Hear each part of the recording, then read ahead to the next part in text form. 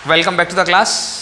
कर लो है 21 क्वेश्चन। 22 में देखो, अब जरा पहला पॉइंट दे रखा है, इसमें दो क्वेश्चन है 22 में का, फर्स्ट एंड सेकंड। फर्स्ट देखो, एक कंपनी की पूंजी संरचना निम्नलिखित है। समतांश पूंजी दे रखी है 4 लाख रुपए की, 8.75% पूर्व अधिकांश दे रखे हैं 4 लाख रुपए के, 6% का ऋण पत्र है।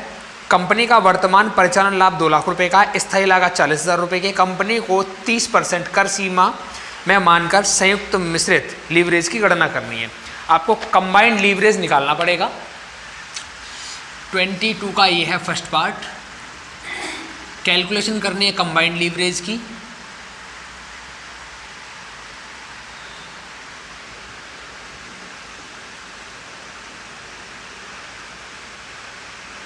अब कंबाइंड लीवरेज निकलता कैसे है? C अपॉन EBT, ये फॉर्मूला है इसका ना। तो पहले तो कंट्रीब्यूशन निकालना पड़ेगा, उसके बाद में EBT निकालना पड़ेगा। अब कंट्रीब्यूशन निकालने के लिए इसको फॉर्मूले को आगे ऐसे बढ़ा लेते हैं। डिपेंड करता है इन्फॉर्मेशन क्या क्या है हमारे पास, C तक हम कैसे पहुंच सकते हैं। तो C तक पहुंचने के हमारे पास दो तरीके हो सकते हैं। अगर हमारे पास सेल्स दिया है तो इसमें से पहले वेरिएबल कॉस्ट को माइनस करो, तब जाके हमको क्या मिलेगा? कंट्रीब्यूशन मिलेगा।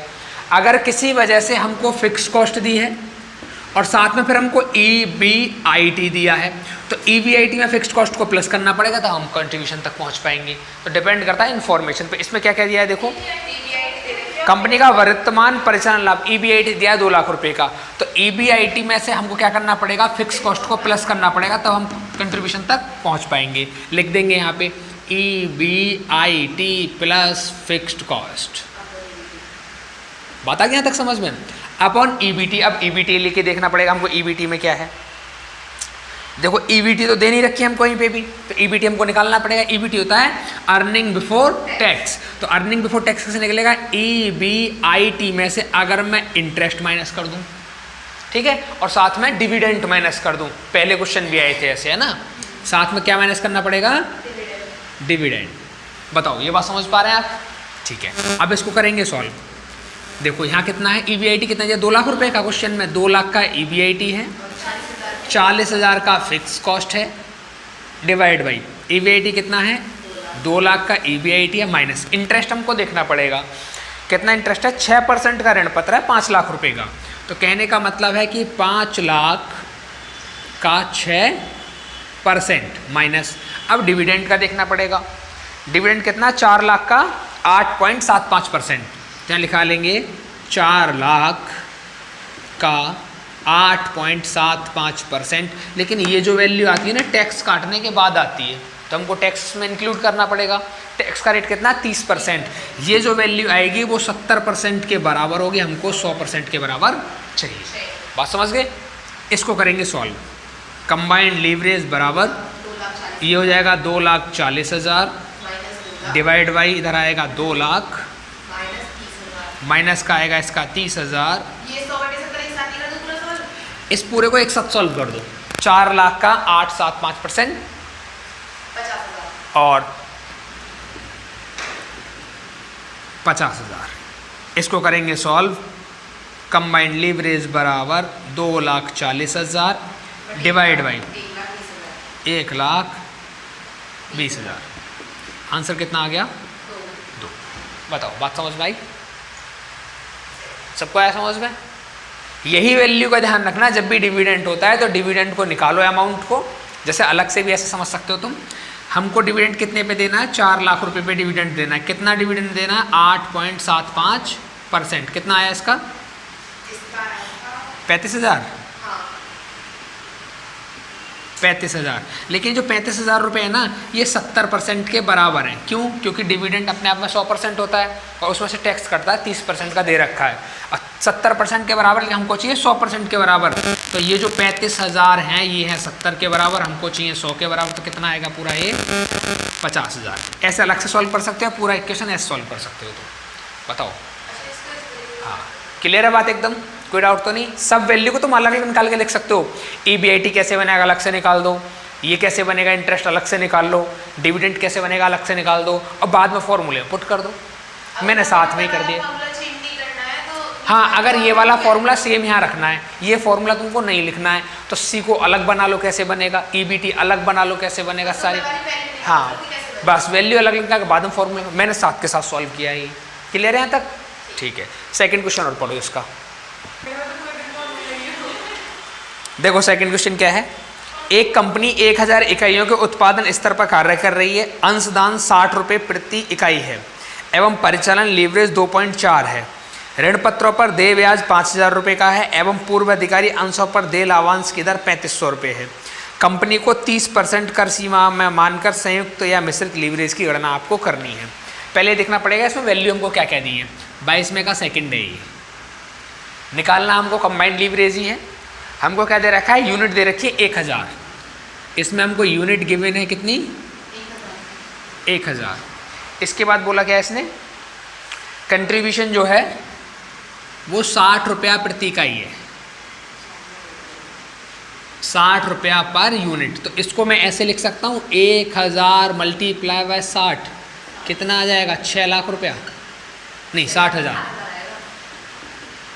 60,000 रुपये, ये कंट्रीब्यूशन हो गया। इसके बाद आगे परिचालन लीवरेज दे रखा है 2.4। क्वेश्चन में दिया हुआ है ऑपरेटिंग लीवरेज कितना, 2.4। इसके बाद आगे ऋण पत्रों पर देय ब्याज 5000 रुपये का है। इंटरेस्ट जो है कितने का है, 5000 रुपये का है। इसके बाद पूर्वाधिकारी अंशों पर देय लाभांश कितने का है, 3500 का। जो डिविडेंड है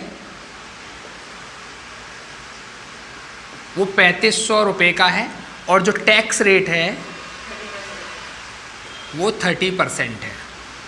ठीक है, और कुछ नहीं दिया। अब एक बात समझो, डिविडेंड जो दे रखा है 3500 रुपये, ये 30% को काटने के बाद दिया है, मतलब ये वैल्यू कितने के बराबर है, 70 के बराबर। तो इस वैल्यू को हम अपने लिए कितना बनाएंगे, 3500 डिवाइड बाई 70 मल्टीप्लाई बाई 100 कितना हो जाएगा, 5000। मतलब हमारे फॉर्मूले में डिविडेंड 5000 का लिखना पड़ेगा हमको। ये बात समझ पा रहे हैं आप? अब देखो कंबाइंड लीवरेज का जो फॉर्मूला वो क्या है, CL बराबर C/E/B और T। अब हमको देखना पड़ेगा क्या क्या वैल्यू हमारे पास है। देखो कंट्रीब्यूशन तो हमारे पास है, ठीक है, हमको क्या चाहिए, EBT। और EBT कैसे मिल पाएगा हमको, देखो यहाँ से तो कोई EBT मिलेगा नहीं हमको, कैसे भी हमको EBT निकालने के लिए पहले EBIT चाहिए, है ना। बिना EBIT के EBT नहीं मिल पाएगा हमको। तो EBIT कैसे मिल पाएगा हमको, ये हमको OL का फॉर्मूला दे रखा है, ऑपरेटिंग लीवरेज। तो ऑपरेटिंग लीवरेज को करेंगे सॉल्व, तब जाके हमको EBIT मिल पाएगा। तो calculation of EBIT by OL formula, क्योंकि देखो इंटरेस्ट EBIT नहीं मिलेगा, डिविडेंड से नहीं मिलेगा, टैक्स से नहीं मिलेगा, कंट्रीब्यूशन से नहीं मिलेगा, यूनिट से नहीं मिलेगा। एक OL ही ऐसा बचा जिससे मिल सकता है, OL का फॉर्मूला होता है। इसको करेंगे सॉल्व, तो OL बराबर क्या होता है, C/EBIT।